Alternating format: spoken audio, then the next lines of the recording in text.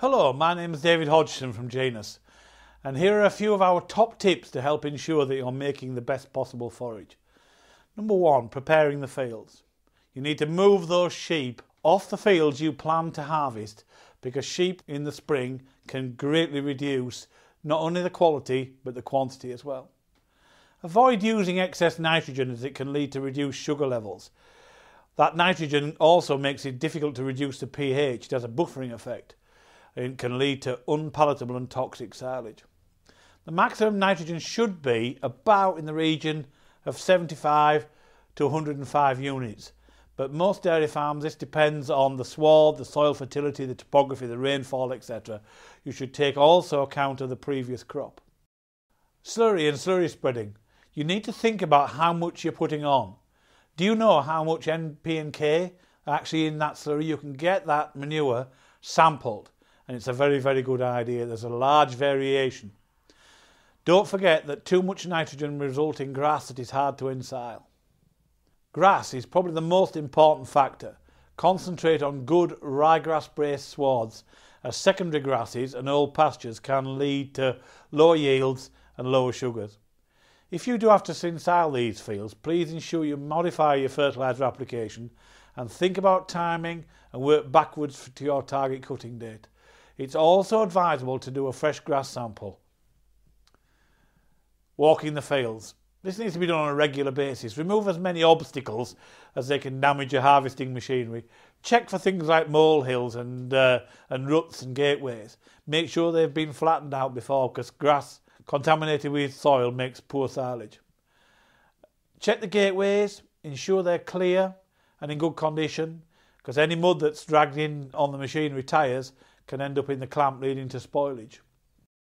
Repair the pit and check the drainage channels are working and clear. And if you're using a contractor, booking them early, and if not, ensure that you service your machinery. Order your forage harvester and remember to clean the enhancer barrels. Cutting, another very important factor.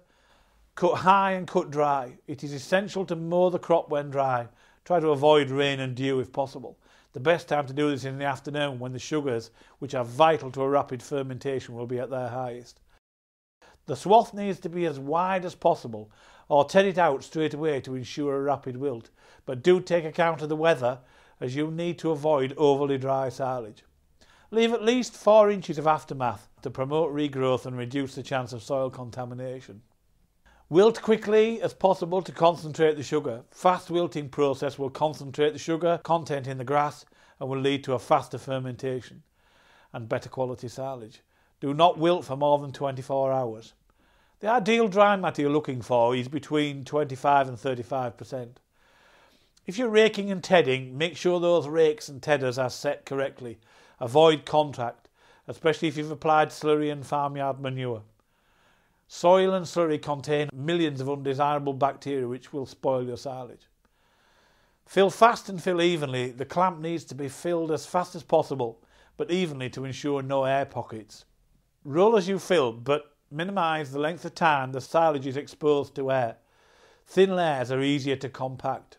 And don't roll in the morning, because what you're effectively doing is squeezing out all the carbon dioxide, and it sucks in fresh air and will slow down the fermentation process and start a butyric fermentation, and will lead to poor silage quality. For a faster fermentation under a wide range of conditions, a silage inoculant with the ability to utilise fructan sugar is a really great idea. Fructan sugar makes up a large percentage of the sugar in grasses, and so is a vital element in the fermentation process. Power Start will access 100% of the sugar available immediately. You need to completely seal the clamp. There's a large amount of evidence that says the use of an impermeable membrane sheet is essential. Lactic acid fermentations do not start until the air has been removed from the clamp. So side walls should be sealed before starting, and the shoulder and the top sheet should be weighted down as soon as possible on completion. The result of all this attention to detail will ensure a very profitable, very palatable silage.